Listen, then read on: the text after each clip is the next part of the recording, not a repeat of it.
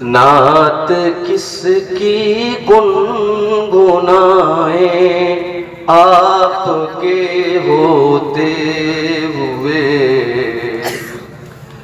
دل میں اب کس کو بسائیں آپ کے ہوتے ہوئے، نعت کس کی گنگنائیں آپ کے ہوتے ہوئے۔ اس محبت کے صلے میں آب کوثر چاہیے،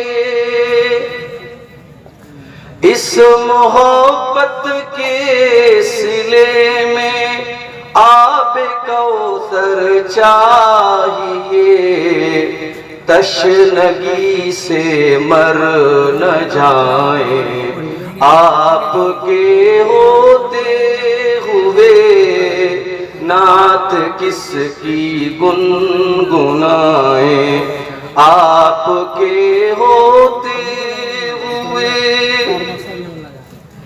چار سو ہے نفسی نفسی کی صداؤں کا ہجوم، چار سو ہے نفسی نفسی کی صداؤں کا ہجوم، ہم کسے شافع بنائیں آپ کے ہوتے ہوئے، نعت کس کی گنگنائیں آپ کے ہوتے ہوئے۔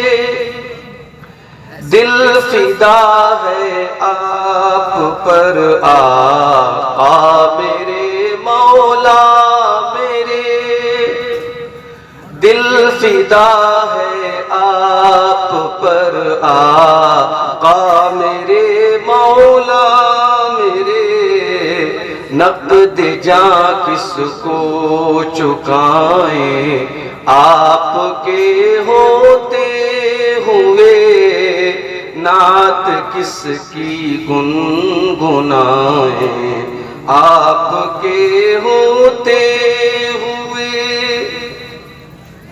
آپ کی مسجد میں جا کر ہم جھکائیں گے جبیں، آپ کی مسجد میں جا کر ہم جھکائیں گے جبیں، کیوں کسی در اور جائیں آپ کے ہوتے ہوئے، نعت کس کی گنگنائیں آپ کے ہوتے ہوئے۔ دولت دیدار سے محروم دل کی ہے پکار، دولت دیدار سے محروم دل کی ہے پکار، دن پرانے لوٹ آئیں آپ کے ہوتے ہوئے، نعت کس کی گنگنائیں آپ کے ہوتے ہوئے۔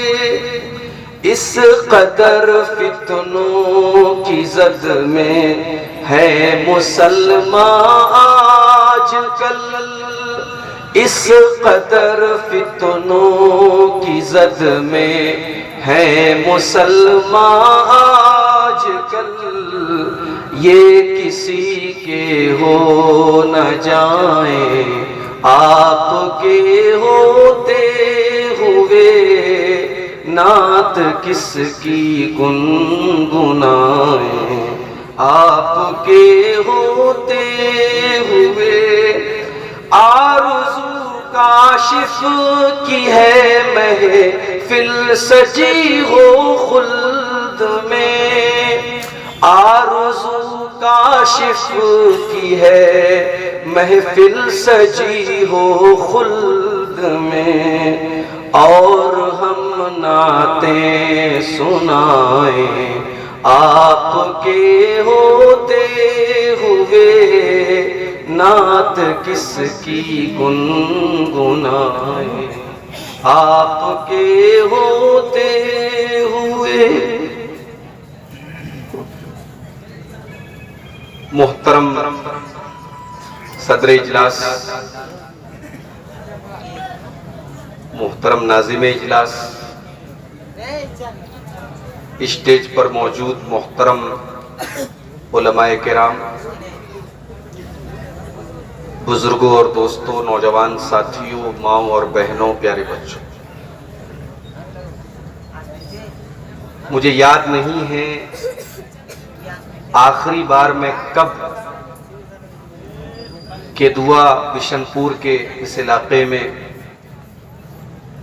کسی پروگرام کے لیے آیا تھا، مگر میری یادداشت مجھے یہ بتا رہی ہے کہ میں یہاں آ چکا ہوں۔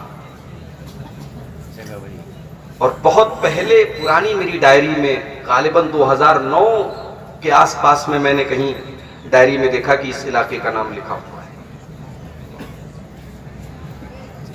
کئی پروگراموں میں اپنی مجبوریوں کے سبب میں نہیں آ پایا، تو اب بہت سارے لوگوں کو یہ بھی لگتا ہے کہ پتہ نہیں فلاں جلسے میں عبدالغفار صاحب کا نام ہے، وہ آئیں گے کہ نہیں آئیں گے، یہ بھی ایک ڈاؤٹ اور شک والی بات ہے۔ لیکن آج کے پروگرام کے لیے خاص طور سے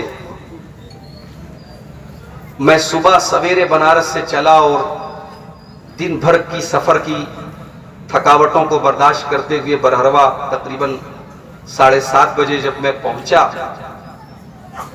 دن سے ہی ایسا لگ رہا تھا موسم کروٹ بدل رہا ہے، مگر جب برہروا پہنچا اور زوردار بارش ہونے لگی تو بارش کے پانی کے ساتھ ساتھ مجھے آج کا یہ جلسہ بھی بہتا ہوا نظر آ رہا۔ جو نوجوان مجھے ریسیو کرنے گئے تھے ان کے چہروں سے بھی مجھے ایسا لگا کہ بہت مایوس ہو گئے اور پروگرام ہونے کا امکان بہت کم بچا۔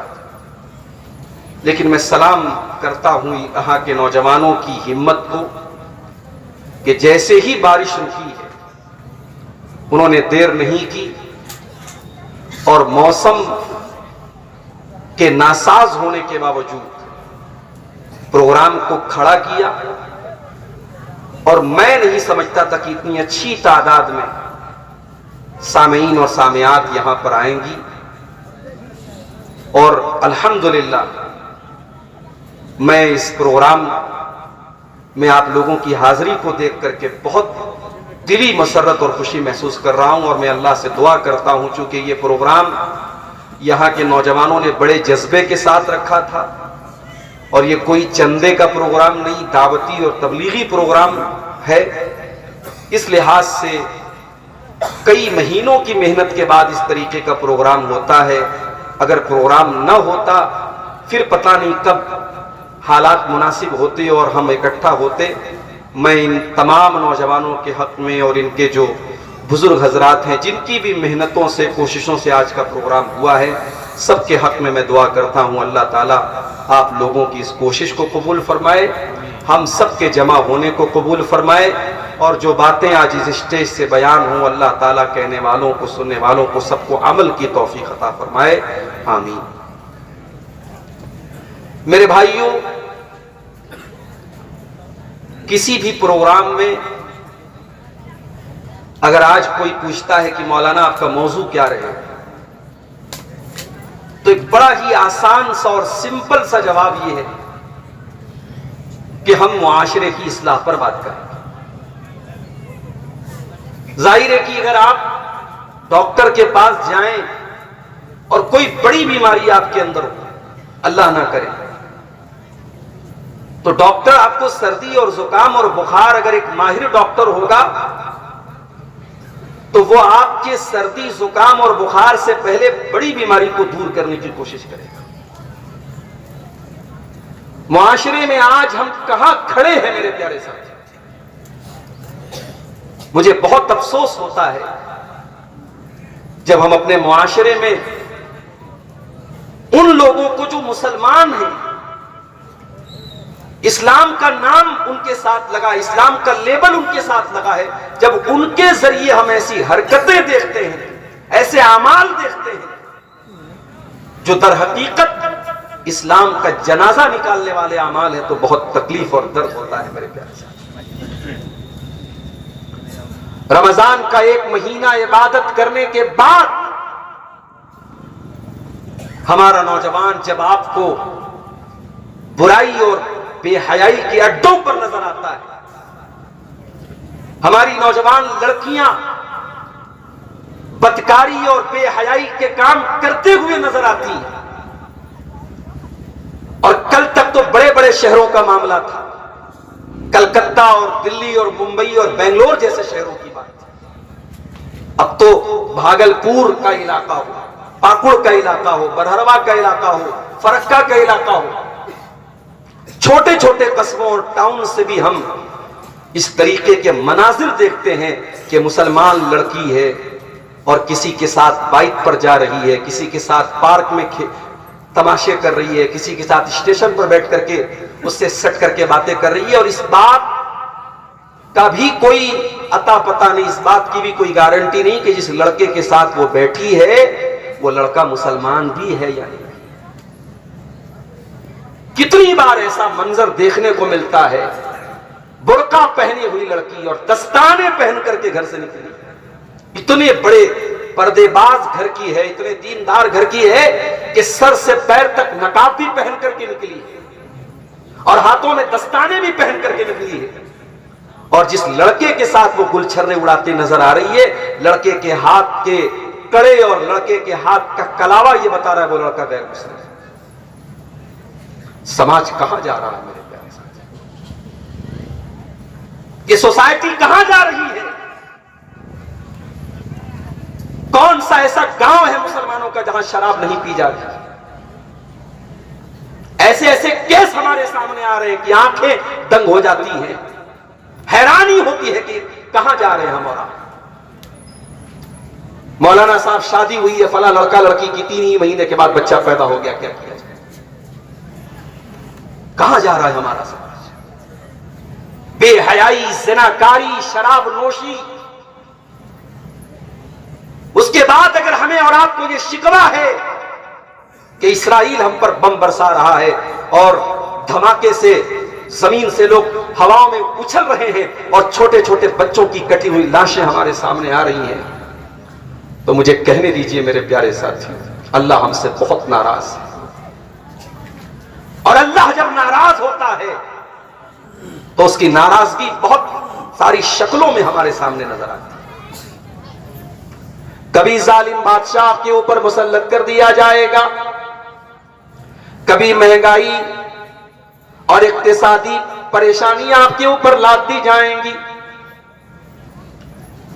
کبھی ایسے حالات آ جائیں گے، سوکھا پڑ جائے گا، قحط سالی آ جائے گی، بارش کے لیے ایک ایک قطرے کے لیے ترسیں گے انسان، اور کبھی ایسے حالات آ جائیں گے، قتل عام ہوگا اور ایک طرف سے پوری پوری بستیوں کو مٹا دیا جائے گا، کاٹ دیا جائے گا. قُلْ هُوَ الْقَادِرُ عَلَىٰ أَن يَبْعَثَ عَلَيْكُمْ عَذَابًا مِّن فَوْقِكُمْ أَوْ مِن تَحْتِ أَرْجُلِكُمْ أَوْ يَلْبِسَكُمْ شِيَعًا. اے نبی آپ اعلان کر دیجئے، بتا دیجئے، اللہ تعالیٰ 3 طریقوں سے تمہارے اوپر اپنا عذاب نازل کر سکتا ہے. کبھی آسمان سے عذاب آئے گا، بجلی کی شکل میں، بارش کی شکل میں، کبھی زمین کے نیچے سے عذاب آئے گا زلزلے کی شکل میں، بھوکمپ کی شکل میں، اور کبھی اللہ تعالیٰ او یلبسکم شیعا تمہیں آپس میں گتھم گتھا کر دے گا، لڑا دے گا، تمہارے بیچ میں آپس میں اختلاف پیدا کر دے گا، تمہیں ایک دوسرے کو مرنے مارنے پر آمادہ ہو جاؤ گے.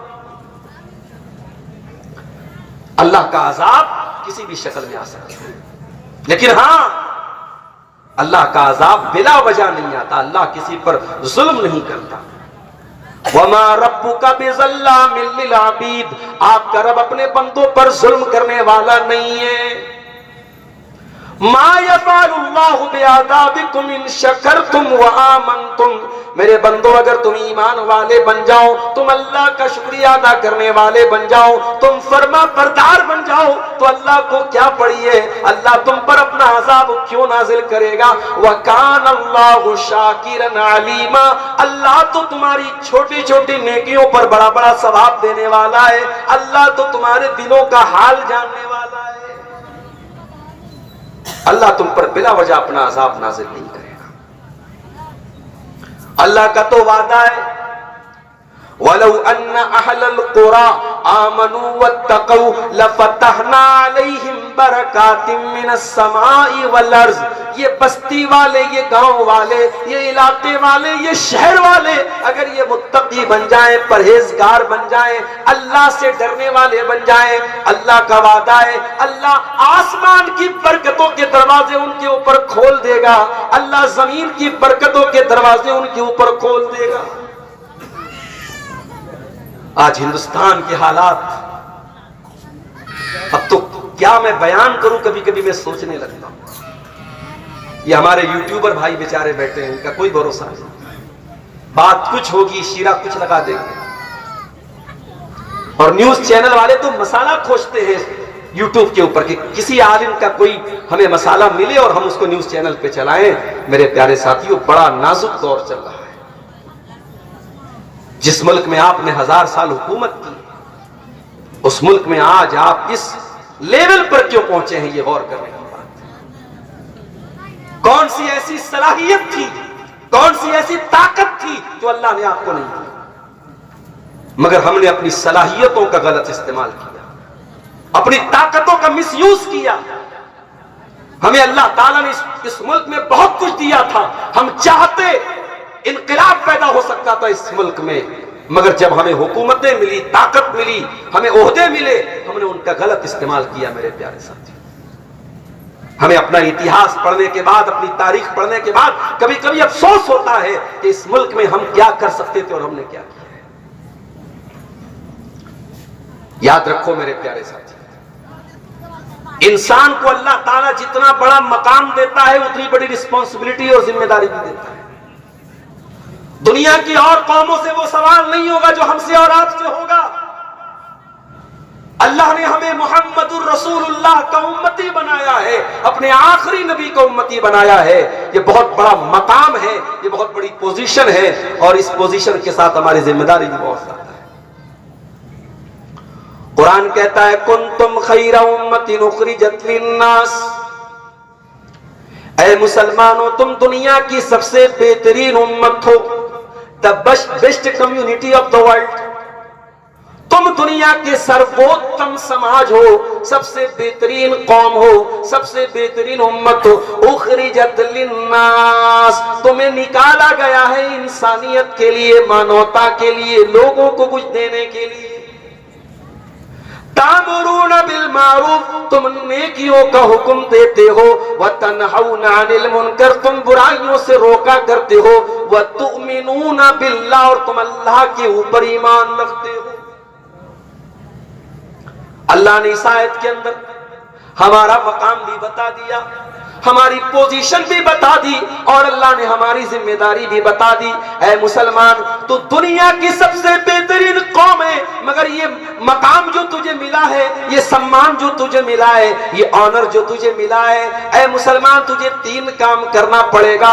تامرون بالمعروف، تجھے نیکی کا حکم دینا پڑے گا، وتنہون عن المنکر، تجھے برائیوں سے روکنا پڑے گا، وتؤمنون باللہ، تجھے اللہ کے اوپر ایمان رکھنا ہوگا۔ جتنی بڑی ذمہ داری ہوتا، جتنا بڑا مقام اتنی بڑی ذمہ داری۔ ہمارے پیارے نبی کو دیکھو میرے پیارے ساتھی، عبداللہ بن مسعود رضی اللہ تعالیٰ عنہ اللہ کے نبی کے پاس آتے ہیں، بخاری کی روایت ہے، اللہ کے پیارے نبی حضرت عبداللہ بن مسعود سے کہتے ہیں اقرا علی القرآن، اے عبداللہ مجھے قرآن پڑھ کے سناؤ۔ وہ جم جانے والے نوجوانوں، وہ اپنی باڈی شاڈی پر غرور کرنے والے نوجوانوں، وہ اپنی پرسنالٹی پر غرور کرنے والے نوجوانوں، آؤ میں تم کو بتاؤں، عبداللہ بن مسعود کوئی باڈی بلڈر انسان نہیں، کوئی مضبوط کوئی توانا انسان نہیں، دبلے پتلے تھے۔ اتنے پتلے تھے، ایک مرتبہ پیڑ پہ چڑھ کے مسواک توڑ رہے تھے، پیلو کی مسواک، پتلی پتلی ان کی ٹانگیں ہوا میں لہرا رہی تھی۔ صحابہ کرام کو ہنسی آ گئی دیکھ کر کے، ہوا میں ان کے دونوں پیر جھول رہے تھے۔ نبی اکرم نے پوچھا کیوں ہنس رہے ہو؟ کہا کہ من دقت ساقیہ، اے اللہ کے نبی عبداللہ بن مسعود اتنے پتلے ہیں، پیڑ کے اوپر چڑھے ہیں، ہوا چل رہی ہے، ان کی ٹانگیں ہوا میں لہرا رہی، ہمیں دیکھ کر کے ہنسی آ رہی۔ آپ نے فرمایا لہما اشد علی المیزان من احد، اے میرے صحابہ عبداللہ بن مسعود کے پتلے پتلے پیر قیامت کے دن میزان عمل کے اوپر، جس ترازو پر لوگوں کے اعمال کو تولا جائے گا، اس ترازو پر یہ پتلی پتلی ٹانگیں احد پہاڑ سے بھی زیادہ وزندار ہوں گی۔ اللہ کے آنکھ کا خوبصورت چہرہ نہیں دیکھا جائے گا میرے نوجوانوں۔ او میری پیاری بہنوں، اپنے میک اپ پر محنت کرنے والیوں، اپنے بالوں پر محنت کرنے والیوں، اپنے کپڑوں پر ہزاروں روپے خرچ کرنے والیوں، تمہارے کپڑے، تمہارا ڈریسنگ سینس، تمہارا میک اپ، تمہارا چہرہ، تمہاری خوبصورتی، تمہارے بدن کی جسامت اللہ تعالیٰ کیا معنی نہیں رکھتی؟ تمہارا تقویٰ کیسا ہے، تمہارا دین کیسا ہے، تمہارا عمل کیسا ہے، تمہارا ایمان کیسا، اللہ کیا تو یہ میٹر کرتا ہے؟ عبداللہ بن مسعود دبلے پتلے انسان، کوئی ہمارے نوجوانوں کے اندر جو ایک بھئی اسمارٹ ہونا چاہیے، بندہ ہینڈسم ہونا چاہیے، وہ سارا کرائٹیریا نہیں، دبلے پتلے۔ مگر اللہ قرآن پڑھتے تو اتنا پیارا قرآن پڑھتے ہیں۔ اللہ کے نبی صحابہ سے کہتے ہیں جس کو قرآن بالکل تازہ تازہ سننا ہو، ایسا سننا ہو جیسے قرآن اتر رہا ہے، ویسا قرآن اگر کسی کو سننا ہو تو عبداللہ بن مسعود سے قرآن سن۔ آج کے دور میں بھی اللہ تعالیٰ حفاظت کرے، حرمین کے جو ائمہ ہیں اس میں سے ایک امام کی قرات آج بھی جب سنو، اب تو وہ ریٹائر ہو گئے، اب امامت نہیں کراتے ہیں، مگر آج بھی یوٹیوب کے اوپر کوئی ویڈیو آ جائے، حرم کی مسجد ہو، خانے کعبہ سامنے ہو اور شیخ سعود الشریم قرآن پڑھ رہے ہو، ایسا لگ رہا ہے کہ قرآن ابھی اتر رہا ہے ہمارے ساتھ، رونگٹے کھڑے ہو جاتے ہیں، دل پر ڈائریکٹ وہ قرآن اثر کرتا ہے۔ میرے پیارے ساتھیوں، اچھی آواز میں قرآن پڑھا جائے تو آج بھی اس کے اندر بڑی اپیل ہوتی ہے۔ نبی اکرم نے فرمایا عبداللہ مجھے قرآن پڑھ کے سناؤ۔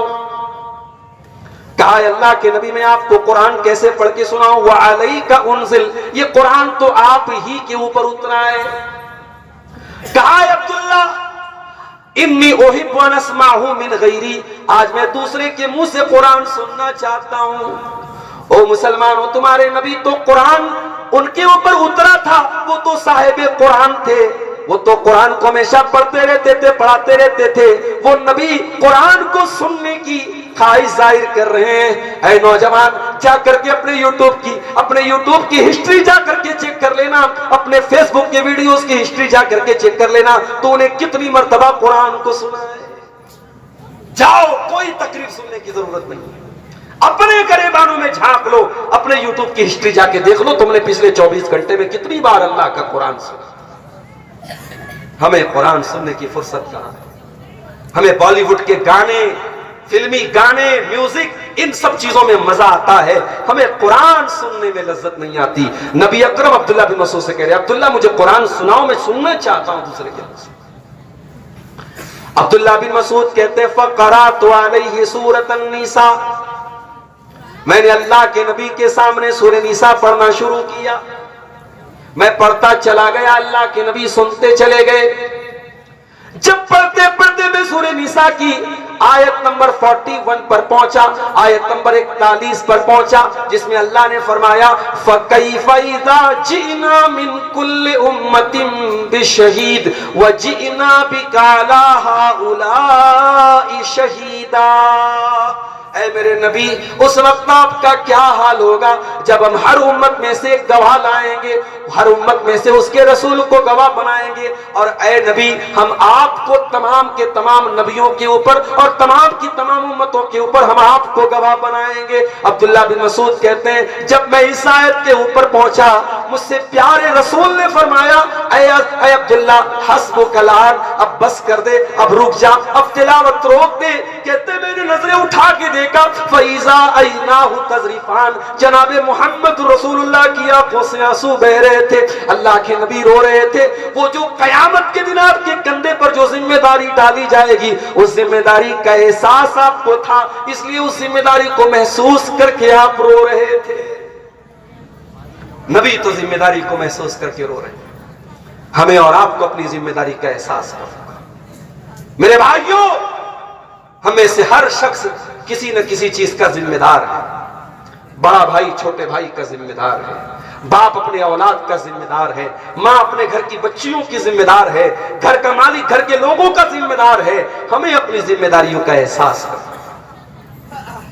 اللہ کے پیارے نبی فرماتے ہیں ما من عبد یسترعیہ اللہ رعیتا، جس بندے کے اوپر اللہ تعالیٰ کوئی ذمہ داری ڈالتا ہے ثم یموت یوم یموت، پھر وہ انسان مر جاتا ہے وہوا غاش لرعیتہ، اور اپنی ذمہ داری کو وہ صحیح طریقے سے ادا نہیں کرتا ہے، اپنی ذمہ داری کے ساتھ وہ فراڈ کرتا ہے، اپنی ذمہ داری کے ساتھ وہ دھوکہ کرتا ہے، الا حرم اللہ علیہ الجنہ، ایسے انسان کے اوپر اللہ تعالیٰ جنت کو حرام کر دیتا ہے۔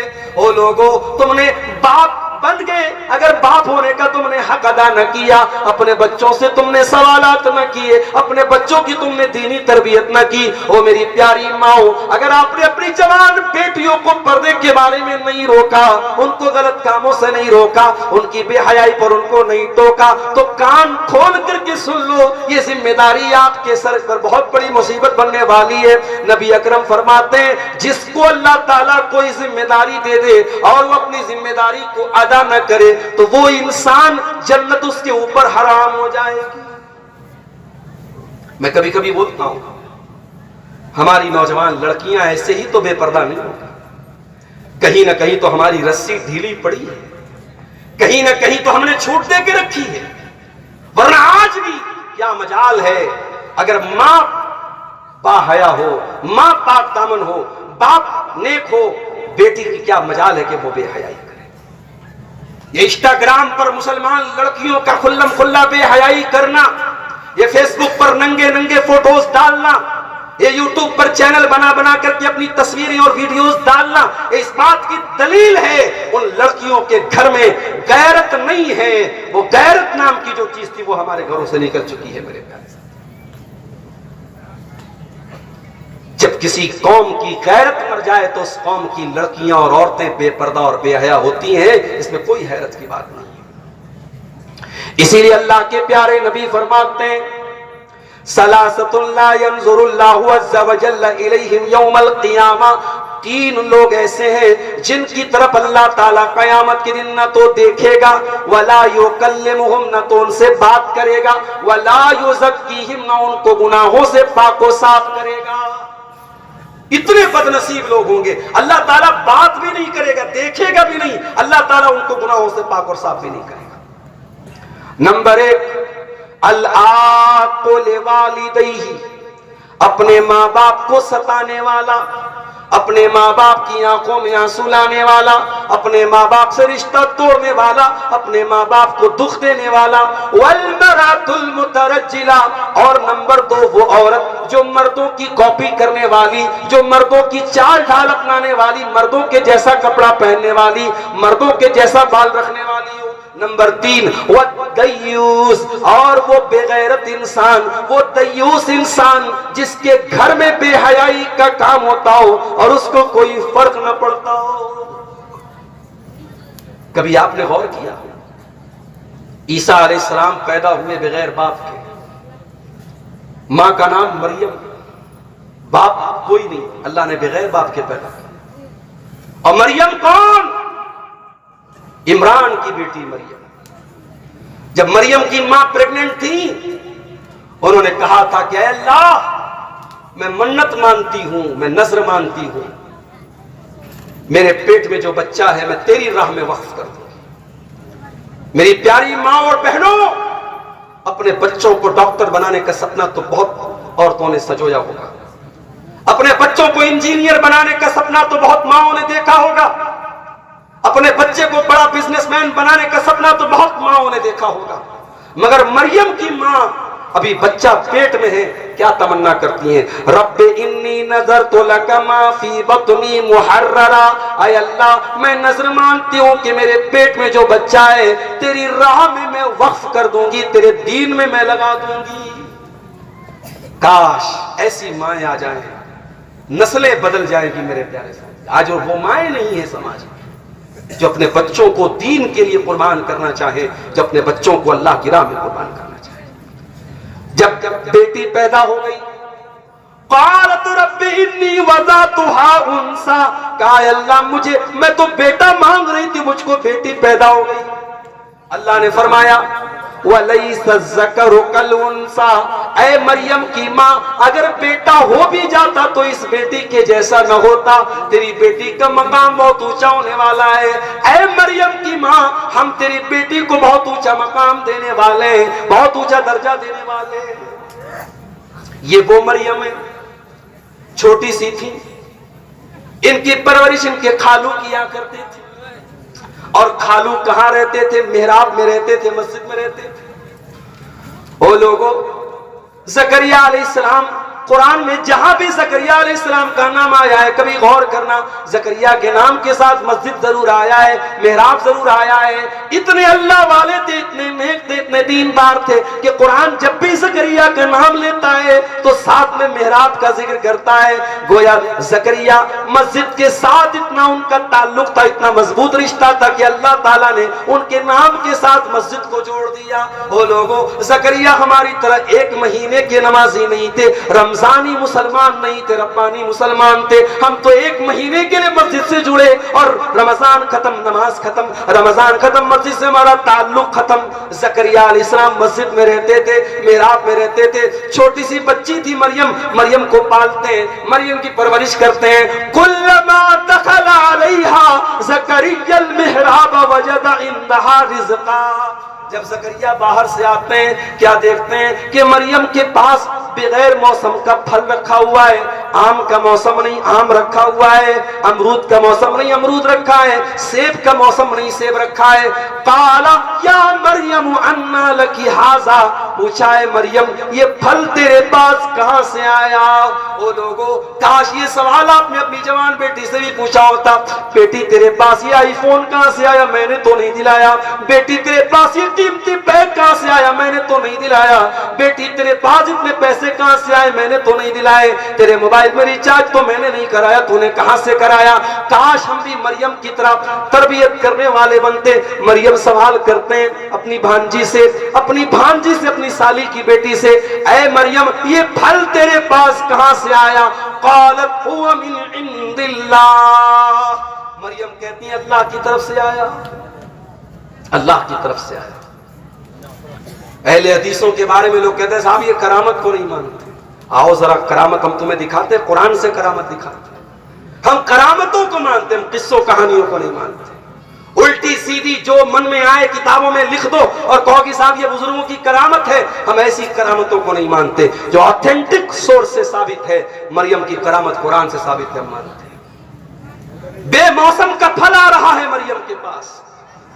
جب زکریا علیہ السلام نے دیکھا بے موسم کا پھل اس کے پاس آ رہا ہے، زکریا کے دل میں خیال آیا، ہنالک دعا زکریا ربہ قال، حضرت زکریا علیہ السلام اللہ کی بارگاہ میں ہاتھ اٹھاتے دعا کرتے ہیں، اے اللہ رب ہب لی من لدنک ذریۃ طیبہ انک سمیع الدعاء۔ زکریا علیہ السلام دعا کرتے ہیں اللہ تو مجھ کو بھی نیک بیٹا دے دے، مجھ کو بھی پاکیزہ اولاد دے دے۔ اے اللہ اگر تو مریم کو بے موسم کا پھل دے سکتا ہے تو مجھ کو تو بغیر وقت کے بڑھاپے میں تو مجھ کو اولاد کیوں نہیں دے سکتا؟ یہ مریم ہے۔ جب مریم کے پاس فرشتہ آتا ہے اور آ کر کے کہتا ہے کہ اے مریم تجھے بیٹا ہونے والا ہے، مریم تو پریشان ہو جاتی ہے، مجھے بیٹا ہوگا؟ کہا کہ ہاں تمہیں ہوگا۔ کہا ارے میری تو شادی نہیں ہوئی، مجھے کسی نے ٹچ نہیں کیا، مجھے کہاں سے بیٹا ہوگا؟ کہا کہ اللہ کا حکم ہے تجھے بیٹا ہوگا۔ جب مریم علیہ السلام جب ان کو حمل کا ٹائم آیا، بچے کی پیدائش کا ٹائم آیا، فَأَجَاءَهَا الْمَخَاضُ إِلَى جِذْعِ النَّخْلَةِ قَالَتْ يَا لَيْتَنِي مِتُّ قَبْلَ هَذَا وَكُنْتُ نَسِيًّا مَنْسِيًّا۔ قرآن کہتا ہے کہ جو لیبر پین تھا، جو بچے کی پیدائش کے ٹائم کا جو درد ہوتا ہے، اس درد نے بے چین کر دیا، اور مریم ایک کھجور کے پیڑ کے پاس پہنچتی ہیں اور کہتی ہیں یا لیتنی مت قبل ھذا، اے کاش کی آج کے پہلے میں مر گئی ہوتی، وکنت نسیا منسیا، میرا نام کوئی جاننے والا نہ ہوتا۔ او لوگوں، ایک پاک دامن عورت کے لیے بہت بڑا دھبا ہے، اس کے کردار پہ کوئی دھبا لگا دے، اس کے کیریکٹر پر کوئی دھبا لگا دے، اس کے اوپر کوئی جھوٹا الزام لگا دے، اس سے بڑھ کے ایک پاک دامن عورت کے لیے کوئی الزام نہیں ہو سکتا۔ کہا کہ اللہ کاش میں مر گئی ہوتی، میرا نام کوئی جاننے والا نہ ہوتا۔ بچہ پیدا ہوا، عیسیٰ علیہ السلام دنیا میں آئے۔ ذرا غور سے سننا کہ دعا والو، حضرت مریم بچے کو گود میں لے کے آتی ہیں، اپنی قوم کے پاس پہنچتی ہیں، قوم کے لوگ سوال کرتے یا مریم انا لکی ھذا، اے مریم، قوم کے لوگ کہتے یا مریم لقد جیت شیئا فریا، اے مریم تو نے بہت غلط کام کیا ہے۔ یا اخت ہارون ما کان ابوک امرأ سوء وما کانت امک بغیا، اے ہارون کی بہن، مریم کے کوئی بھائی تھے جن کا نام ہارون تھا، کہا کہ اے ہارون کی بہن، تیرا باپ بھی نیک انسان تھا، تیری ماں بھی بدچلن نہیں تھی، تو نے یہ گندا کام کیسے کر دیا؟ علماء نے لکھا اس آیت کی تفسیر میں، مریم کا بھائی بھی نیک، مریم کا باپ بھی نیک، مریم کی ماں بھی نیک۔ مریم بچہ لے کر کے آئی تو قوم کے لوگ کہتے یہ بچہ کہاں سے آیا؟ پتہ یہ چلا اگر کسی لڑکی کا بھائی نیک ہو، لڑکی کا باپ نیک ہو، لڑکی کی ماں نیک ہو، اگر یہ تین رشتے اچھے ہوں تو لڑکی کا بھٹکنا اور لڑکی کے قدم کا بہکنا بہت مشکل ہے۔ لڑکی تبھی بہکتی ہے، لڑکی کے قدم تبھی بھٹکتے ہیں جب ان تین رشتوں میں سے کوئی ایک رشتہ گڑبڑ ہو۔ اگر لڑکی کی ماں صحیح ہے، لڑکی کا باپ صحیح ہے اور لڑکی کا بھائی صحیح ہے تو ایسی لڑکیوں کے بھٹکنے اور بگڑنے کے چانسز بہت کم ہوتے ہیں۔ میرے عزیزو، سماج آج کہاں جا رہا ہے؟ ذرا اس پر غور کرو۔ میں نے جو آیت کریمہ آپ کے سامنے پڑھی تھی، قرآن کے دوسرے پارے کی آیت، اس آیت میں اللہ تعالیٰ نے ہمیں ایک حکم بھی دیا ہے، اور سچ پوچھو تو ہم سے اللہ نے ایک سوال بھی کیا ہے۔ یا ایھا الذین آمنوا ادخلوا فی السلم کافہ، اے ایمان والو اسلام میں پورے کے پورے داخل ہو جاؤ، پورے کے پورے مسلمان بنو۔ وَلَا تَتَّبِعُوا خُطُوَاتِ الشَّيْطَانِ، شیطان کے راستے پر نہ چلو، إِنَّهُ لَكُمْ عَدُوٌّ مُبِينٌ، شیطان تمہارا کھلا ہوا دشمن ہے۔ اللہ یہ کیوں کہہ رہا ہے اسلام میں پورے کے پورے داخل ہو جاؤ؟ یہ کہہ کر کے اللہ تعالی ہم سے اور آپ سے سوال کر رہا ہے کہ اے میرے بندو، ذرا اپنے گریبانوں میں جھانکو اور بتاؤ کہ کیا تم پورے کے پورے مسلمان ہو؟ او کہ دعا والو، مسجد میں جاتے ہو تو پوری کوشش ہوتی ہے کہ نماز رسول کے طریقے پر پڑھی جائے۔ مولوی صاحب، نبی اکرم جب نماز پڑھتے تھے کہاں ہاتھ باندھتے تھے؟ پوچھتے ہو مسئلہ؟ نبی اکرم جب رکوع کرتے تھے کیسے رکوع کرتے تھے؟ سجدہ کرتے تھے تو زمین پر کیسے ہاتھ رکھتے تھے، ماتھا رکھتے تھے؟ ایک ایک طریقہ تم نماز کا پوچھتے ہو، اور نماز پڑھنے کے بعد جب تم مسجد کے باہر آتے ہو، اے مسلمان جب تو شادی کرتا ہے وہاں تو دین کیوں بھول جاتا ہے؟ اے مسلمان جب تو کاروبار کرتا ہے وہاں تو کیوں دین کو بھول جاتا ہے؟ اے مسلمان تیرے اخلاق میں دینداری کہاں ہے؟ تیرے معاملات میں دینداری کہاں ہے؟ تیرے کاروبار میں دینداری کہاں ہے؟ تیرے بچوں کی تربیت میں دینداری کہاں ہے؟ تیری عورت کے اخلاق میں دینداری کہاں ہے؟ اے مسلمان ساری دینداری تیری مسجد کے اندر کیوں ہے؟ ادخلوا فی السلم کافہ، اسلام میں پورے کے پورے داخل ہو جاؤ۔ کل ایک بنارس میں ایک نکاح پڑھانے میں گیا، اب نکاح بڑے لوگ کے ساتھ، مجھ سے کہا مولوی صاحب آئیے نکاح پڑھا دیجیے۔ ادھر لڑکیاں عورتیں بیٹھی ہیں، بیچ میں پردہ لگا ہے، ادھر مرد حضرات تھے، لڑکا بھی بیٹھا۔ اب جب نکاح ہونے لگا، لڑکی سے جب اجازت لی جانے لگی تو جو کیمرہ مین وہاں پہ ریکارڈنگ کر رہا تھا، وہ گھر والوں سے پوچھ رہا ہے کہ اچھا اندر جا کے میں ویڈیو لے لوں، تو گھر والے فٹ سے کہتے ہیں ہاں جاؤ لے لو۔ کیمرہ مین ایک اجنبی انسان، ایک ان نون پرسن آپ کے گھر کی عورتوں کا ویڈیو بنانے کے لیے آپ سے اجازت مانگ رہا ہے، اور آپ بڑے دیندار بھی ہیں، اور آپ فٹ سے اجازت دے دیتے ہو۔ کہاں چلی گئی ہماری غیرت؟ کہاں چلی گئی ہماری شرم و حیا؟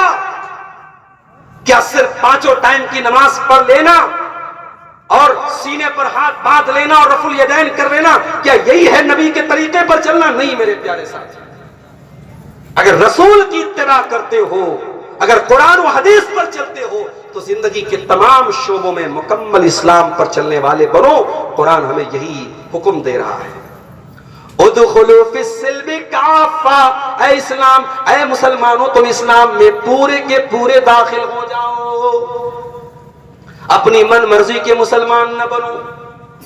ایسا نہ ہو کہ دین کا جو حصہ تمہیں آسان لگے اس کے اوپر تم عمل کر لو، اور دین کا جو حصہ مشکل لگے اس کو چھوڑ دو۔ اگر ایسا کرتے ہو تو یاد رکھو یہ یہودیوں کا طریقہ ہے۔ قرآن کہتا ہے افتؤمنون ببعض الکتاب وتکفرون ببعض فما جزاء من يفعل ذلك منكم الا خزي في الحیاۃ الدنیا۔ اے یہودیوں، تم اللہ کی کتاب کے ایک حصے پر ایمان رکھتے ہو اور ایک حصے کا انکار کرتے ہو۔ اے یہودیوں، کان کھول کر کے سن لو، اگر ایسا کرو گے تو دنیا میں ذلیل ہو جاؤ گے اور آخرت میں بھی دردناک عذاب ملے گا۔ تو جو اپرادھ، جو کرائم یہودیوں نے کیا وہی کرائم ہم کریں گے تو سزا ہمیں کیوں نہیں ملے گی؟ اللہ تعالیٰ کیا ڈبل اسٹینڈرڈ نہیں ہے میرے پیارے ساتھیوں؟ اللہ کیا ڈبل معیار نہیں؟ آج کتنے مسلمان ہیں ان کی زندگی کا کوئی مقصد ہی نہیں ہے۔ ان سے پوچھو بھائی کیا ہے زندگی میں؟ بچوں کی شادی کرنا ہے، لڑکے کو نوکری دلانا ہے، لڑکی کی شادی کرنا ہے، گھر بنانا ہے، مکان بنانا ہے، بس یہی زندگی کا مقصد ہے۔ دنیا سے شروع، دنیا پر ختم۔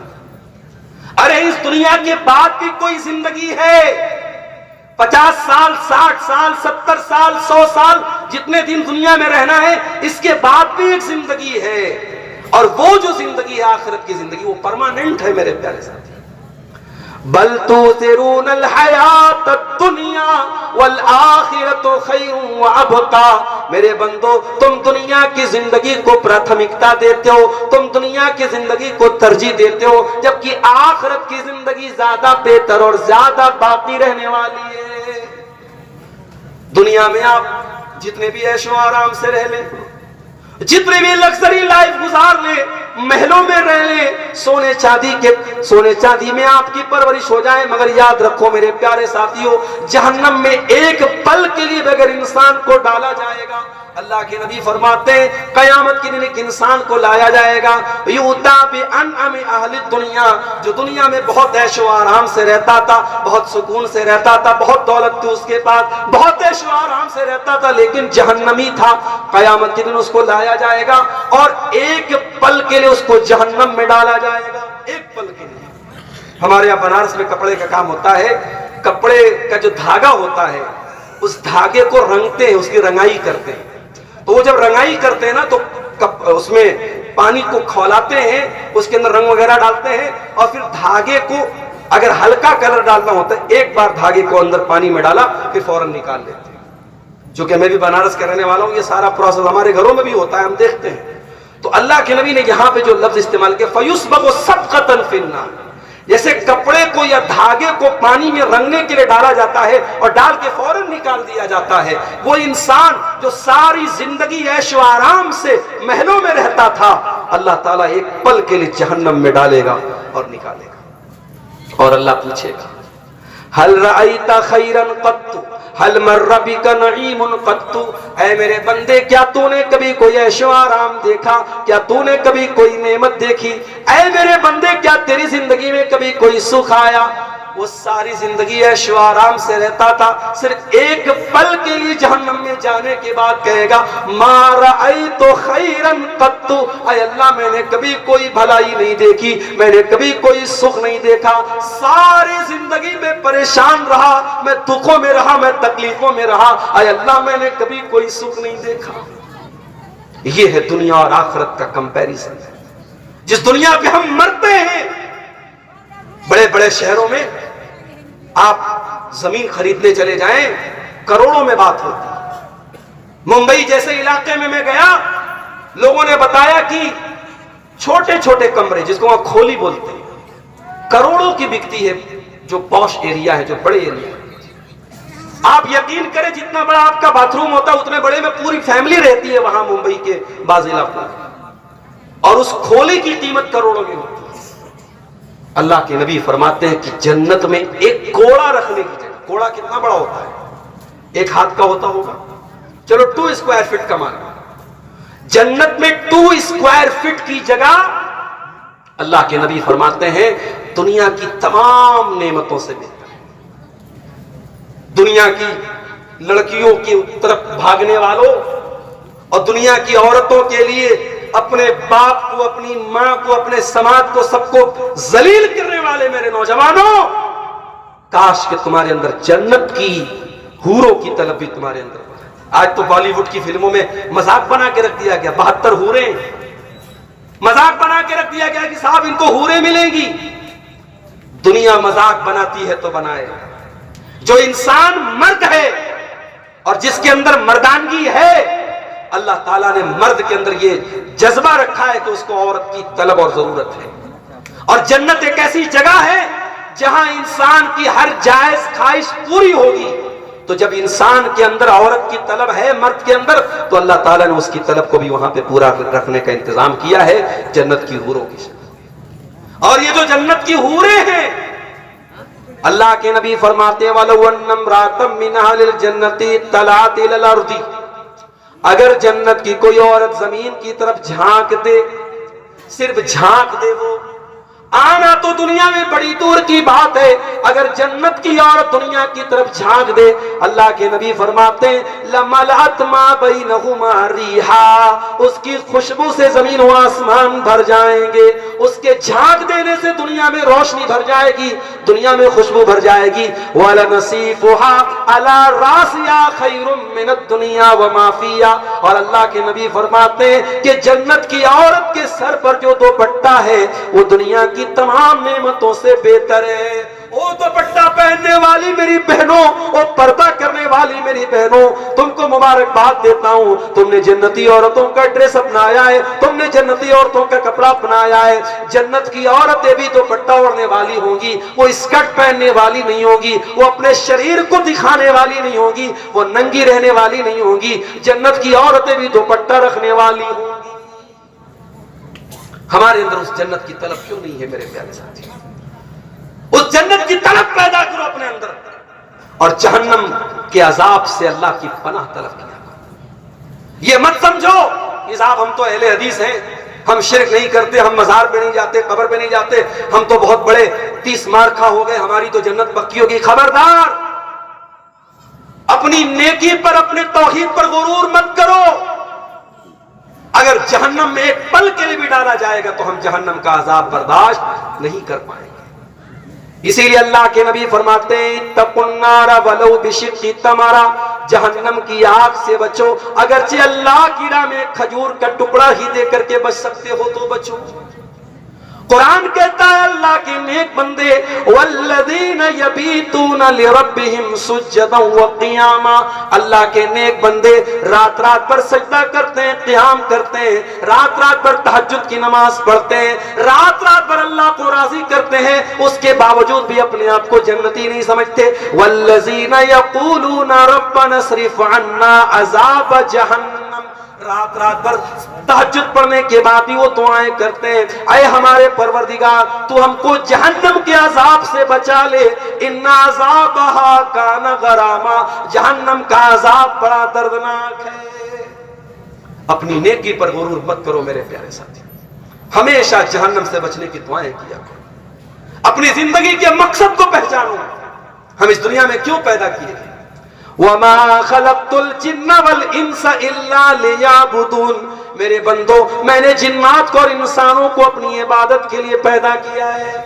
हम इस दुनिया में पैदा किए गए अल्लाह की इबादत करने के लिए।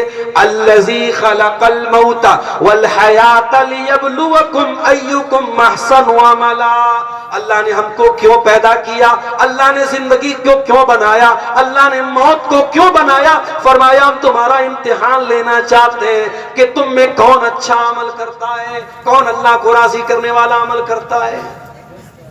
امتحان دینے آئے ہیں دنیا میں, اور جو امتحان دینے آتا ہے اس کو فکر رہتی ہے کہ میں پاس کیسے ہو جاؤں, اس کو فکر رہتی ہے کہ میں پاس کیسے ہو جاؤں. بہت کام چور قسم کا بھی اسٹوڈنٹ اور طالب علم ہے, امتحان جب قریب آتا ہے تو وہ تیاری کرتا ہے. میرے پیارے ساتھیوں, آج موت کو اپنی آنکھوں سے ہم دیکھ رہے ہیں. ابھی وہ یوپی کا ایک ویڈیو میں نے دیکھا کہ ایک نوجوان 40 سال کے قریب کا انسان اپنا برتھ ڈے منا رہا ہے بیوی کے ساتھ, کیک کاٹ رہا ہے, جشن منا رہا ہے, اور اچانک سینے میں درد پیدا ہوتا ہے, ہارٹ اٹیک آتا ہے اور آن دا اسپاٹ اس کا انتقال ہو جاتا ہے. موت آپ سے پوچھ کے نہیں آئے گی کہ ابھی تو ایک برتھ ڈے اور منا لے, پھر ہم تجھے ہم موت سے ہم کنار کریں گے. لوگ ہر سال برتھ ڈے مناتے ہیں, اینیورسری مناتے ہیں, نیا سال مناتے ہیں, جبکہ ہونا تو یہ چاہیے جب آپ کی زندگی میں آپ کی ڈیٹ آف برتھ آئے, آپ کی پیدائش کا دن آئے, تو کیک کھانے اور کاٹنے کا دن نہیں ہے, وہ جشن منانے کا دن نہیں, وہ برتھ ڈے منانے کا دن نہیں, وہ سوچنے کا دن ہے. اے اللہ, میں اپنی موت سے ایک قدم اور قریب آ گیا, میں اپنی زندگی کی کتاب میں سے, میرے زندگی کی کتاب میں سے ایک پیج اور نکل گیا, میں قبر سے ایک قدم اور قریب آ گیا. وہ تو اپنے آپ کو جانچنے اور پرکھنے کا دن ہے, اپنے آپ کو ایویلویٹ کرنے کا دن ہے, اپنے آپ کی پریچھا لینے کا دن ہے, اور ہم اور آپ اس دن کیک کاٹتے ہیں اور جنم دن مناتے ہیں. اور آج میں ابھی کرناٹک میں رمضان میں گیا تھا, مجھے کچھ لوگوں نے بتایا کہ مولانا آج اہل حدیث کہنے والے لوگ اور باقاعدہ جو بڑے پڑھے لکھے اور دیندار قسم کے لوگ ہیں, ان کے گھروں میں بھی اینیورسری منائی جا رہی ہے, ان کے گھروں میں بھی برتھ ڈے منایا جا رہا ہے, ان کے بچوں کی پیدائش پر بھی کیک کاٹا جا رہا ہے. میرے پیارے ساتھیوں, یاد رکھو یہ سارے چونچلے بازیاں یہ یہود و نصارہ کے ہیں, اور اللہ کے نبی نے فرمایا من تشبہ بقوم فہو منہم, جو کسی قوم کی نقل کرتا ہے وہ انہی میں سے ہے. بچوں کو کیک کھلانا ہے, آپ کبھی بھی کھلا سکتے ہیں, کیک کھانا جائز ہے, کیک کھلانے میں کوئی حرج کی بات نہیں ہے, مگر یہ برتھ ڈے سیلیبریٹ کرنا, معاف کرنا, یہ ہمارا کلچر نہیں ہے. بیوی سے محبت ہے, بیوی کو آپ روزانہ ریسٹورنٹ میں لے کے جائیے, کوئی حرج کی بات نہیں اگر اللہ نے آپ کو نوازا ہے, لیکن سال میں ایک شادی کی تاریخ کے دن بیوی کو لے کے جانا اور کہ صاحب آج ہماری اینیورسری ہے, شادی کی سالگرہ ہے, یہ کلچر اسلام کا نہیں ہے. میرے پیارے ساتھیوں, ہماری زندگی پریچھا ہے, ہم امتحان دینے کے لیے آئے ہیں, اور یہاں جو ہم عمل کریں گے اسی عمل کی ہم کو جزا ملے گی, اسی عمل کا ہم کو بدلہ ملے گا. اسی لیے اللہ قرآن میں اپنے نبی سے کہتا ہے قل ان صلاتی ونسکی ومحیایا ومماتی للہ رب العالمین. اے نبی آپ کہہ دیجئے میری نماز اللہ کے لیے, میری قربانی اللہ کے لیے, میرا جینا اللہ کے لیے, میرا مرنا اللہ کے لیے, میری زندگی کا مقصد تیرے دین کی سرفرازی, میں اسی لیے مسلمان, میں اسی لیے نمازی. آج ہم میں سے کتنے لوگ ہیں 24 گھنٹے میں ایک بار بھی اللہ کے سامنے سر جھکانے کی توفیق ان کو نہیں ملتی. فجر کا ٹائم ہوتا ہے, الصلاۃ خیر من النوم کی آواز ان کے پڑوس کی مسجد میں سے بھی نکلتی ہے. آج اتر پردیش کے بعض علاقوں میں اس پر بھی مسئلہ چل رہا ہے کہ لاؤڈ اسپیکر کا استعمال ہوگا کہ نہیں ہوگا. لاؤڈ اسپیکر اگر استعمال ہو رہا ہے تب تو اور زیادہ, اور نہیں ہو رہا ہے تب بھی وہ کانوں میں آپ کی آواز تو پہنچتی ہے. میرے پیارے ساتھی, مجھے بنارس سے اگر 6 بجے ٹرین اسٹیشن سے پکڑنی تھی, ہر حال میں موبائل پر 5 بجے کا الارم لگا کر کے اٹھوں گا. مجھے اگر برہما آنا ہے, آپ کے علاقے میں آنا ہے, ٹرین پکڑنا ہے, فلائٹ پکڑنا ہے, اپنی فلائٹ اور ٹرین کے ٹائم سے پہلے میں اسٹیشن پر, ایئرپورٹ پر پہنچ جاؤں گا. ہم یہ خود طے کرتے ہیں کہ ہم کس چیز کو کتنا مہتو دیتے ہیں.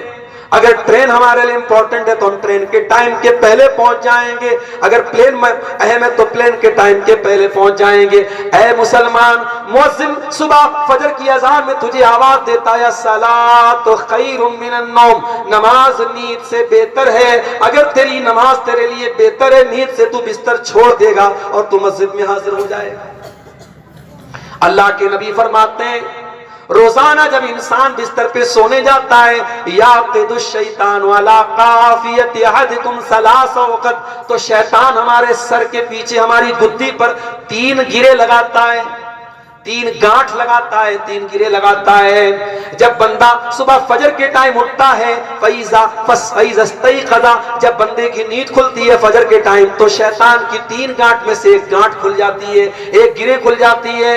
اور جب انسان اٹھ کر کے دعا پڑھ لیتا ہے، جب انسان اٹھ کر کے دعا پڑھ لیتا ہے الحمدللہ الذی احیانا بعد ما اماتنا والیہ النشور، اللہ کے رسول فرماتے کہ ایک گرے کھل جاتی ہے۔ پھر جب انسان وضو کر لیتا ہے، طہارت حاصل کر لیتا ہے، پاکی حاصل کر لیتا ہے، شیطان کی 2 گرے بھی کھل جاتی ہے۔ اور جب انسان فجر کی نماز پڑھ لیتا ہے تو اس کی شیطان کی 3 گرے بھی کھل جاتی ہے، اور انسان بالکل چستی پھرتی والا ہو جاتا ہے، ایکٹیو ہو جاتا ہے۔ اور اگر انسان فجر کے ٹائم سویا رہتا ہے، اللہ کے نبی فرماتے ہیں شیطان کی وہ 3 گانٹھ لگی رہتی ہے، 3 گرے لگی رہتی ہے، اور دن بھر انسان بہت ہی خبیث طبیعت کے ساتھ زندگی گزارتا ہے۔ میرے پیارے ساتھیوں ذرا غور کرو، آج ہم میں سے اکثر نوجوان چاہے وہ مرد ہو چاہے عورتیں ہوں، آج فجر کے ٹائم ہم سوئے پڑے رہتے ہیں۔ میرے پیارے بھائیوں، آج اگر ہم یہ کہتے ہیں ہمارے گھر پہ جادو ہے، ہمارے گھر پہ جنات نے پریشان کیا ہے، ہمارے گھروں پہ جو ہے مصیبتیں آ رہی ہیں، تو شیطان کو تو ہم نے اپنے اوپر حاوی ہونے کا موقع دے دیا ہے۔ شیطان ہر انسان کے سر کے پیچھے 3 گرے لگاتا ہے، اور جو فجر کی نماز میں نہیں اٹھتا ہے وہ گرے آلریڈی اس کے اوپر بدی رہتی ہے، اور وہ گرے کی وجہ سے انسان کے اندر سستی تاری رہتی ہے۔ اسی لیے میرے پیارے بھائیوں، میری پیاری ماں بہنوں، نماز اپنے وقت پر فرض ہے۔ ان الصلاۃ کانت علی المؤمنین کتابا موقوتا، نماز اپنے وقت پر مسلمانوں کے اوپر فرض ہے۔ نماز کا ٹائم آ جائے تو پھر کوئی اللہ تعالیٰ کے کوئی ایکسکیوز، کوئی بہانہ کام نہیں کرے گا۔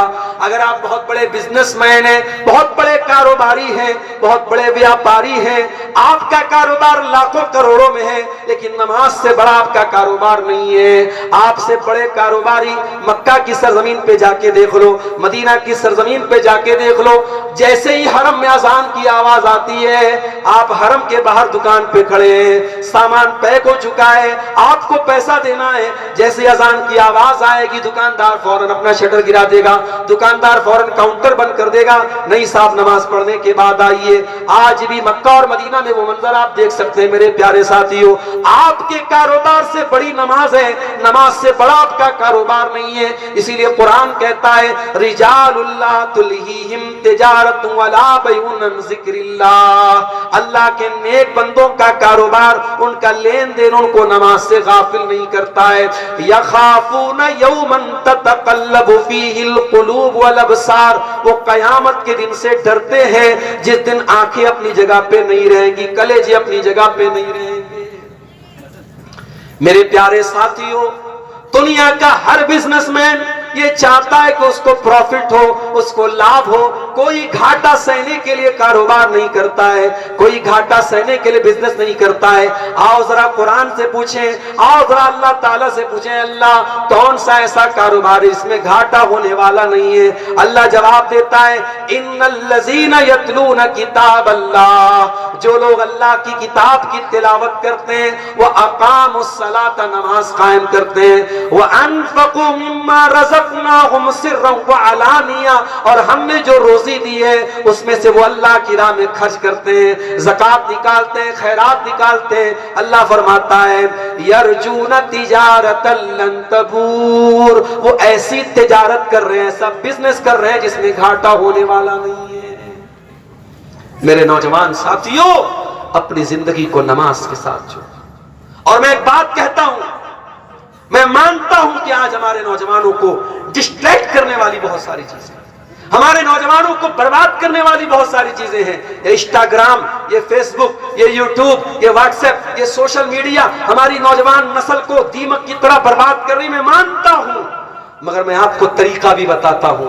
ان تمام برائیوں سے اپنے دامن کو اگر بچانا ہے، ایک بہت آسان سا نسخہ آپ کو بتاتا ہوں، نماز کے پابند بن جائیے، نماز کو اپنی زندگی کے شیڈیول میں شامل کیجئے، دنیا کے کسی کونے میں رہیے، نماز نہیں چھوٹنی چاہیے، بس یہ معمول بنا لو، بہت ساری بری عادتیں آٹومیٹک چھوٹ جائیں گی۔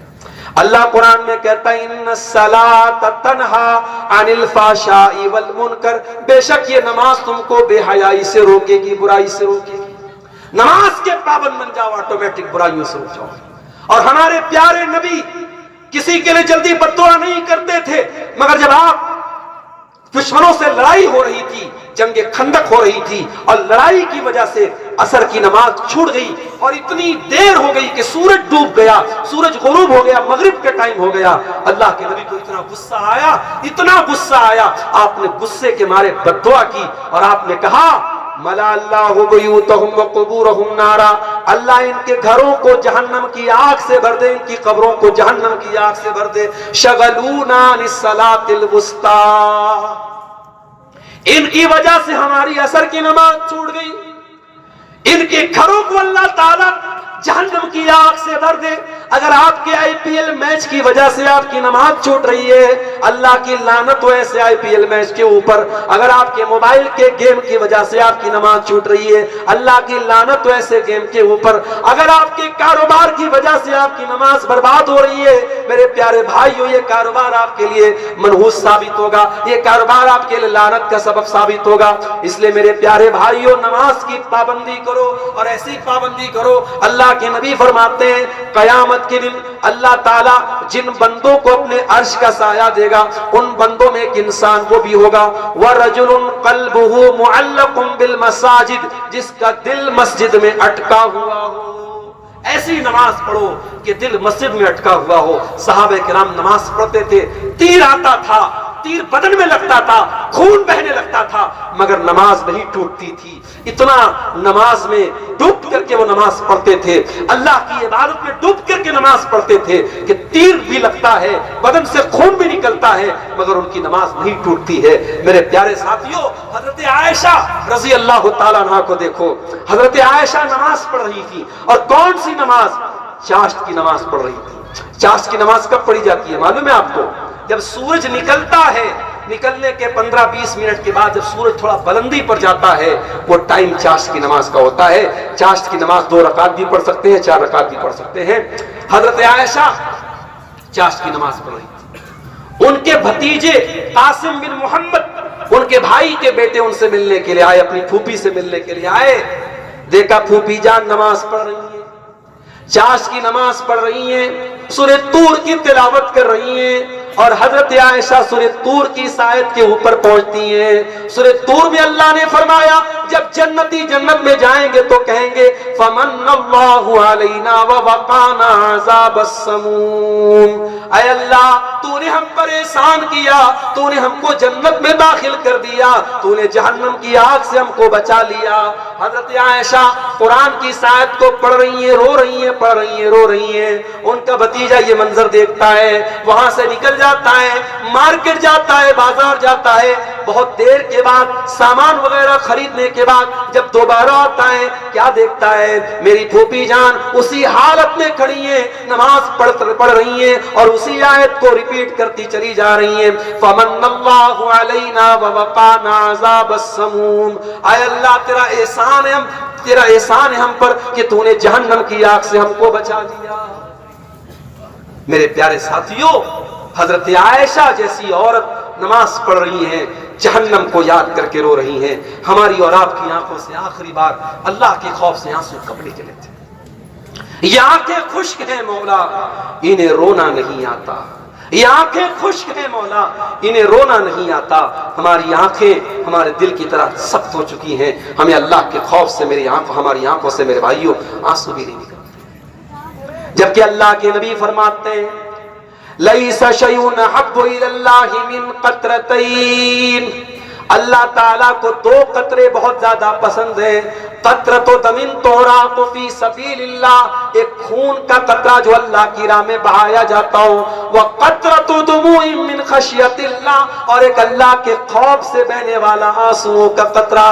میرے پیارے بھائیوں، ان آنکھوں سے اللہ کے خوف سے آنسو تب بہتا ہے جب آنکھوں کا دل کے ساتھ کنیکشن ہو۔ قرآن کہتا ہے اذا تلیت علیہم آیات الرحمن خروا سجدا وبکیا، اللہ کے نیک بندوں کے سامنے جب قرآن پڑھا جاتا ہے وہ سجدے میں گر جاتے ہیں، رونے لگتے ہیں۔ قرآن کہتا ہے ایمان والوں کی نشانی ہے وَإِذَا تُلِيَتْ عَلَيْهِمْ آيَاتُهُ زَادَتْهُمْ ایمانا، اللہ کے نیک بندوں کے سامنے جب قرآن کی آیتیں پڑھی جاتی ہیں ان کا ایمان بڑھ جاتا ہے، ان کے ایمان میں اضافہ ہو جاتا ہے۔ میرے پیارے ساتھیوں، آج نہ قرآن سن کر کے ہمارے ایمان میں اضافہ ہوتا ہے، نہ قرآن پڑھ کر کے ہمارے ایمان میں اضافہ ہوتا ہے۔ ہمیں اپنے دلوں کا جائزہ لینے کی ضرورت ہے۔ گناہ کرتے کرتے، معصیت کے کام کرتے کرتے ہمارے دل اتنے سخت ہو چکے ہیں کہ ان دلوں پر قرآن کی آج معاف کیجئے گا تقریریں اور جلسے اور پروگراموں کی کمی نہیں ہے۔ جن علاقوں میں نہیں گیا ہوں وہاں پر بھی جاتا ہوں تو لوگ کہتے ہیں مولانا صاحب کو یوٹیوب پر برابر سنتے ہیں، تقریریں روزانہ سن رہے ہیں، مگر کیوں اثر نہیں ہو رہا ہے؟ سماج میں وہ اثر کیوں نظر نہیں آ رہا ہے؟ کیونکہ دل کا جو کنیکشن ہے اللہ تعالیٰ سے وہ بہت کمزور ہو چکا ہے۔ میں اپنے نوجوان بھائیوں سے کہنا چاہوں گا، اپنی بہنوں سے کہنا چاہوں گا، اپنی ماں سے کہنا چاہوں گا، اللہ کے واسطے اپنے دل پر محنت کرو۔ دل کو جیسے پیڑ ہوتا ہے، پودا ہوتا ہے، پیڑ کو برابر آپ پانی دیتے رہیں گے تو وہ پیڑ جو ہے، پودا جو ہے وہ آگے بڑھے گا، ورنہ وہ سوکھ جائے گا۔ اسی بنگال میں ہمارے دوست رہتے ہیں، ان کے آم کے کئی باغیچے، آم کے کئی کھیت ہیں ان کے۔ میں نے ان سے پوچھا کہ بھائی اس سال آم کی پیداوار کیسی ہے؟ تو انہوں نے کہا کہ اس سال آم تو بہت اچھا ہوا تھا مگر بارش سمے سے نہیں ہوئی اور دھوپ بہت کڑی ہوئی اور وہ سارا جو ہے ہمارا جو آم کا پودا تھا وہ سوکھ گیا۔ دنیا میں ہم دیکھتے ہیں جس پودے کو وقت پر پانی نہ ملے وہ پودا سوکھ جاتا ہے، برباد ہو جاتا ہے، وہ فصل برباد ہو جاتی ہے۔ میرے پیارے ساتھیوں، اس دل کو بھی پانی دیتے رہو، اس دل کو اللہ کے ڈر کا پانی دیتے رہو، اس دل کو قرآن اور حدیث کا پانی دیتے رہو۔ اس طریقے کی مجلسیں اور پروگرام اس کو صرف ایک کلچر نہ بناؤ، ایک ٹریڈیشن نہ بناؤ، ایک رواج نہ بناؤ۔ اس طریقے کے پروگراموں میں اور خاص طور سے جو تبلیغی اور دعوتی پروگرام ہوتے ہیں وہاں آؤ تو یہ سوچ کر کے آؤ کہ ہم وہاں جائیں گے اور جو باتیں سنیں گے اس پر عمل کریں گے۔ صحابہ کرام اللہ کے نبی سے 10 آیتیں سیکھتے تھے تو ان 10 آیتوں پر پہلے عمل کرتے تھے۔ میرے پیارے ساتھیوں، آج ہمارے یہاں رات بھر تقریر سننے کا کلچر ہے، رات بھر پروگرام ہوتے ہیں اور بڑے بڑے جلسے ہمارے علاقے میں ہوتے ہیں، مگر جب اس رزلٹ کی بات کرتے ہیں، جب پروگراموں سے ہم نے کیا حاصل کیا، کیا ہمارے اندر تبدیلی آئی، جب ہم وہ دیکھتے ہیں سماج میں ہمیں کوئی تبدیلی نظر نہیں آتی۔ دن بدن برائیاں بڑھ رہی ہیں، برائیوں کا گراف بڑھ رہا ہے۔ میرے پیارے ساتھیوں، یاد رکھو جب تک ہم دل پر محنت نہیں کریں گے، دل کی کٹھورتا کو کم نہیں کریں گے، دل کو نرم نہیں بنائیں گے، اور یاد رکھو قیامت کے دن جب تک یہ دل ہمارا صحیح نہیں ہوگا ہم کامیاب نہیں ہو سکتے۔ ابراہیم علیہ السلام کی ایک دعا اللہ نے قرآن میں ہمیں سکھائی ہے۔ ابراہیم علیہ السلام اللہ سے کیا دعا کرتے ہیں؟ وَلَا تُخْزِنِي يَوْمَ يُبْعَثُونَ يَوْمَ لَا يَنْفَعُ مَالٌ وَلَا بَنُونَ إِلَّا مَنْ أَتَى اللَّهَ بِقَلْبٍ سَلِيمٍ۔ اے اللہ مجھے قیامت کے دن تو رسوا نہ کرنا جس دن نہ مال کام آئے گا نہ اولاد کام آئے گی۔ اے اللہ تو قیامت کے دن ہمیں رسوا نہ کرنا، اس دن وہی کامیاب ہوگا جو اللہ تیرے پاس صاف ستھرا دل لے کر کے آئے گا۔ دل کو صاف کرو میرے پیارے ساتھیوں، یہ دل دنیا کی محبت سے بھر چکا ہے، یہ دل مال کی محبت سے بھر چکا ہے۔ اس دل میں اللہ کی محبت ڈال دو، اتنی محبت ڈال دو اگر ایک ٹائم کی نماز بھی چھوٹے تو دل کے اندر سے درد پیدا ہو کہ کچھ چھوٹ گیا۔ جب ایک بھی حرام کام ہو تو دل کے اندر سے آواز آئے کہ ہاں ہم نے کچھ غلط کام کر دیا۔ دل ملامت کرے، دل برا بھلا کہے، دل آپ کو جھجوڑ دے کہ ہاں تو نے اللہ کو ناراض کیا ہے۔ میرے پیارے ساتھیوں، اپنے دل کی حفاظت کرو، اپنے دل کی حفاظت کرو۔ اسی لیے قرآن کہتا ہے کہ آنکھیں اندھی نہیں ہوتی ہیں ولیکن تعمل قلوب، وہ دل اندھے ہوتے ہیں جو سینوں میں ہوتے ہیں۔ میرے پیارے ساتھیوں، اس دل کو اللہ کے تقوی اور اللہ کے ڈر کا پانی دیتے رہو۔ اور آخر میں ایک بات بیان کر کے بات ختم کروں گا۔ آج اس پروگرام میں، اس اجلاس عام میں یہ میسج بھی آپ کو میں دے کے جا رہا ہوں کہ آج ہماری نوجوان نسل کو بڑی خوبصورتی کے ساتھ اس کو ٹارگٹ کیا جا رہا ہے، اور آپ نے اگر ابھی سے اپنی نوجوان نسل کو نہیں بچایا تو آج سے 15 سال کے بعد 20 سال کے بعد جو نوجوان نسل، آج کی نوجوان نسل ہے، وہ جو کل بوڑھی ہو جائے گی اور جو آنے والی جو نسل آئے گی، جو یوٹیوب کے سائے میں پروان چڑھے گی، جو انٹرنیٹ کے سائے میں پروان چڑھے گی، اس نوجوان نسل کو پھر دین سے جوڑنا بہت مشکل ہو جائے گا۔ میرے پیارے ساتھیوں، آج ہمارے بچے کتنے پرسنٹ مدرسے میں جا رہے ہیں؟ اس وقت ہندوستان کے اکثر مدارس میں داخلہ ہو رہا ہے، بچوں کا ایڈمیشن ہو رہا ہے، ذرا آپ جا کر کے دیکھیے، آج ایڈمیشن میں بہت کمی آ گئی ہے۔ آج ہم اپنے بچوں کو دینی ادارے میں نہیں ڈالنا چاہ رہے، آج ہماری نوجوان نسل دینی تعلیم کی طرف نہیں جانا چاہ رہی ہے۔ آج ہمارے پاس فون آتا، مولانا صاحب ہمارے فلاں بچے کا مئو میں ایڈمیشن کرا دیجئے، بنارس میں ایڈمیشن کرا دیجئے، اور جب ایڈمیشن کے لیے ٹیسٹ لیا جاتا ہے، معلوم یہ ہوا بچہ بہت کمزور ہے پڑھنے میں۔ جو بچہ پڑھنے میں تیز ہے اس کو ہم کانوینٹ میں ڈال رہے ہیں، اس کو اسکول میں ڈال رہے ہیں، اور جو بچہ نہایت کمزور ہے پڑھنے میں اسے ہم مدرسے میں ڈال رہے ہیں۔ اس سے یہ پتا چلا کہ ہم مدرسے کی تعلیم کو کتنی اہمیت دے رہے ہیں، کتنی امپورٹنس دے رہے ہیں۔ میرے پیارے ساتھیوں، میں یہ نہیں کہتا کہ آپ سارے بچوں کو عالم بنائیے، مگر ہاں اپنے گھر میں کم سے کم ایک لڑکی اور ایک لڑکی کو دین کا علم ضرور دیجیے۔ اتنا علم اپنے گھر میں دیجیے کہ کوئی دین کا مسئلہ آئے تو آپ کی اولاد اس مسئلے کو حل کرے۔ اپنی اولاد میں سے کم ایک اولاد کو اس لائق بنائیے کہ جب آپ کا انتقال ہو جائے تو وہ اولاد کھڑی ہو کر کے جنازے کی نماز میں یہ کہہ سکے، اللہم اغفر لحینا ومیتنا وشاہدنا وغائبنا وصغیرنا وکبیرنا وذکرنا وانثانا، وہ جنازے کی دعا پڑھ سکے۔ اس لائق تو اپنے بچوں کو بنائیے۔ میرے بھائیوں، ایسی اولاد چھوڑ کر کے جانے سے کیا فائدہ کہ اولاد تو آپ چھوڑ کے جا رہے ہیں، پیسہ تو کما رہی ہے وہ اولاد، آپ کے ساتھ اپنا نام تو جوڑ رہی ہے، مگر مرنے کے بعد وہ آپ کی جنازے کی نماز بھی کھڑے ہو کر کے نہیں پڑھ سکتی۔ بنگلور کے ایک عالم دین نے ایک واقعہ بیان کیا۔ ایک مرتبہ وہ مدینہ گئے، مدینہ کے اندر مسجد نبوی کے اندر اپنے دوستوں کے ساتھ عمرہ کرنے گئے تھے۔ مدینہ کے اندر گئے تو مدینہ کے ایک شیخ سے ان کی ملاقات ہوئی۔ تو شیخ نے ان سے پوچھا، جو ہندوستان کے مہمان آئے تھے، جو علماء آئے تھے، ان سے پوچھا کہ بھائی آپ لوگ اپنا اپنا نام بتائیے۔ سب لوگوں نے نام بتا دیا۔ کہا اچھا آپ کے ابا کا دادا کا کیا نام ہے؟ دادا کا نام بھی سب لوگوں نے بتایا۔ پھر پوچھا اچھا دادا کے ابا کا کیا نام ہے؟ تو کچھ لوگوں نے دادا کے ابا کا نام بتا دیا۔ پھر پوچھا کہ دادا کے دادا کا کیا نام ہے؟ جب چوتھی پشت تک کا جب معاملہ آیا تو 5 یا 6 لوگ تھے، اس میں سے 2 لوگ بتا پائے، اور باقی لوگوں نے کہا کہ ہمیں اپنے دادا کے دادا کا نام نہیں پتا۔ تو وہ سعودی عرب کے وہ عالم جو تھے، مدینہ کے جو شیخ تھے، انہوں نے بڑی پیاری بات کہی۔ انہوں نے کہا جس اولاد کے لیے ہم حرام کمائی کماتے ہیں، سود بھی کماتے ہیں، رشوت بھی کھاتے ہیں، حرام کمائی اپنے گھر میں لاتے ہیں، یہ اولاد کل ہمارا نام بھی یاد نہیں رکھے گی۔ 3-4 پیڑھی کے بعد آپ کے پرپوتے، آپ کے پوتوں کے بیٹے آپ کا نام تک یاد نہیں رکھیں گے، جن کے لیے بلڈنگیں بنا کے جا رہے ہو، جن کے لیے مکان حرام کمائی کے کھڑے کر کے جا رہے ہو۔ اس لیے میرے پیارے ساتھیوں، اپنی اولاد کے چکر میں اپنی آخرت کو برباد نہ کریں۔ یہ اولاد آپ کو یاد نہیں رکھے گی، یہ قبر میں اولاد آپ کو کفنا دے گی، دفنا دے گی۔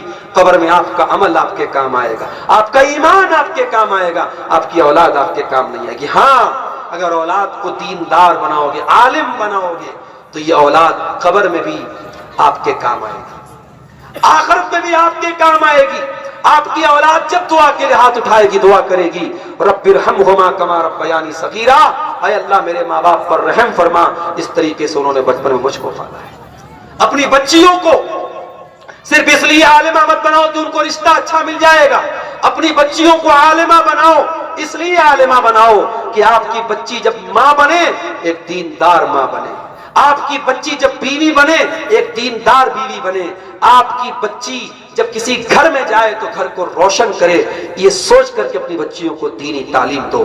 قرآن کہتا ہے وَذْكُرْنَ مَا يُتْلَى فِي بُيُوتِكُنَّ مِنْ آيَاتِ اللَّهِ وَالْحِكْمَةِ، اے نبی کی بیویوں، تمہارے گھروں میں جو قرآن پڑھا جاتا ہے، جو حدیثیں پڑھی جاتی ہیں، اس کو یاد کیا کرو۔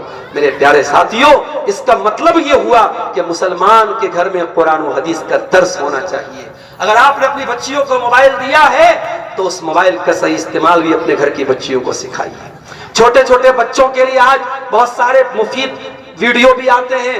آپ یوٹیوب پر اچھی چیزیں جو دین سکھانے والی چیزیں وہ اپنے بچوں کو دکھائیے، نہ کہ آپ اپنے بچوں کو یوٹیوب دیکھ کر کے آزاد چھوڑ دیجئے. کیونکہ میں دیکھتا ہوں چھوٹے چھوٹے بچوں کو بھی ایسے پروگرام دکھائے جاتے ہیں جو ان کے ذہن کو اور دماغ کو برباد کرتے ہیں. اصلاح معاشرہ کے تعلق سے یہ چند باتیں میں نے آپ کے سامنے رکھی ہیں. آئیے ہم اللہ تعالیٰ سے دعا کریں رب العالمین ہمیں توفیق دے کہ ہم اس دنیا میں اللہ کو راضی کرنے والا عمل کریں. رب العالمین آج کے اس پروگرام کو جن بھائیوں نے منعقد کیا ہے اللہ ان کی اس کوشش کو قبول فرمائے. اللہ ہمیں اپنی کمیوں اور کوتاہیوں کو دور کرنے کی توفیق عطا فرمائے. رب العالمین جو باتیں آج علماء نے بیان کی ہیں، چاہے بنگلہ میں ہوئی ہیں چاہے اردو میں ہوئی ہیں، اللہ کہنے والوں کو سننے والوں کو سب کو عمل کی توفیق عطا فرمائے. اے اللہ ہمارے وہ بھائی جو رمضان سے کے بعد مسجد سے جنہوں نے ناطہ توڑ لیا ہے، اور کہیں فیس بک پر بڑا اچھا میں نے ایک فوٹو دیکھا تھا، رمضان کے بعد کا فوٹو تھا کسی مسجد کا. رمضان کے پہلے پوری مسجد بھری تھی اور رمضان کے بعد 2-4 نمازی مسجد میں تھے. تو فوٹو دے کر کے کسی نے لکھا تھا کہ رمضان ختم ہو گیا، مہمان چلے گئے، اب گھر والے باقی بچے ہیں. مسجد سے جو لوگ جڑے تھے، جن کا اصل رشتہ جڑا تھا، وہ رمضان کے بعد بھی جڑا ہے، اور جو 1 مہینے کے لیے مہمان بن کے آئے تھے رمضان کے بعد چلے گئے. اللہ کرے میرے بھائیوں کہ ہم مہمان کی طرح نہیں، گھر کی طرح اللہ کے گھروں سے جڑ جائیں، مسجدوں سے جڑ جائیں. اللہ ہم کو 12 مہینے کا نمازی بنا دے. اللہ ہمیں سے جو بیمار ہیں ان کو شفائے کاملہ عاجلہ عطا فرما دے. جو روزگار سے پریشان ہیں اللہ ان کے کاروبار میں برکت نصیب فرما دے. رب العالمین ہمارے جمع ہونے کو آنے جانے کو قبول فرما دے. رب العالمین ہمیں جب تک دنیا میں زندہ رکھے اسلام پر زندہ رکھے اور ہم سب کا خاتمہ ایمان پر ہو. آمین. ربنا تقبل منا انك انت السميع العليم وتب علينا انك انت التواب الرحيم. وصلى الله تعالى على نبينا محمد وعلى آله وصحبه أجمعين. والسلام عليكم ورحمة الله.